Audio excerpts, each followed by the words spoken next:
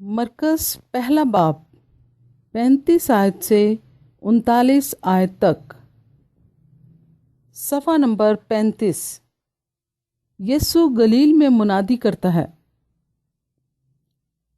और सुबह ही दिन निकलने से बहुत पहले वो उठकर निकला और एक वीरान जगह में गया और वहाँ दुआ की, और शमौन और उसके साथी उसके पीछे गए।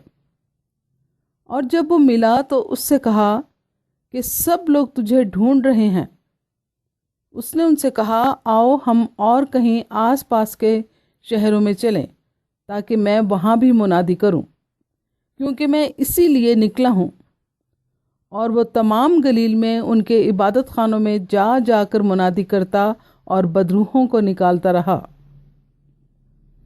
खुदा के पाक और ज़िंदा कलाम के पढ़े और सुने जाने पर खुदा की बरकत हो। आमीन।